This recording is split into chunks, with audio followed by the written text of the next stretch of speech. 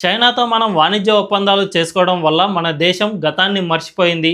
ఆ దేశంతో వాణిజ్యానికి పాకులాడుతోందని చాలామంది అంటూ ఉన్నారు. కానీ అది ఎంత మాత్రమూ నిజం కాదు.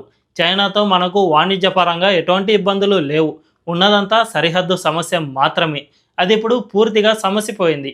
జూన్ నెలలో జరిగిన ఎస్సీఓ సమ్మిట్లో పహల్గాం ఉగ్రవాద దాడిని చైనా కనీసం ప్రస్తావించడానికి ఇష్టపడలేదు. ఎస్సీఓ డిక్లరేషన్లో పహల్గాం ప్రస్తావనే లేకపోవడంతో మన రక్షణ శాఖ మంత్రి రాజ్నాథ్ సింగ్ ఆ డిక్లరేషన్పై సంతకం కూడా చేయలేదు. కానీ ఇప్పుడు మోదీ పర్యటన నేపథ్యంలో చైనాలోనే పహల్గాం ఉగ్రవాద దాడిని ఖండిస్తూ ఎస్సీఓ సమ్మిట్ తీర్మానం చేసింది. అంతేకాకుండా సరిహద్దు వద్ద ఉద్రిక్తతలు కూడా పూర్తిగా సమసిపోయాయి. రీసెంట్గా చైనా విదేశాంగ శాఖ మంత్రి భారత్ పర్యటన నేపథ్యంలో జాతీయ భద్రతా సలహాదారు అజిత్ దోవల్ ఈ ప్రకటన చేశారు.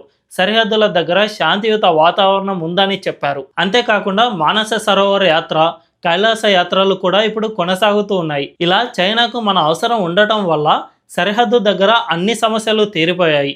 అటు ట్రంప్ టారిఫ్ల వల్ల మనకు చైనా అవసరము ఉండటంతో మన దేశం కూడా వాణిజ్య సంబంధాలను పెంచుకుంటోంది.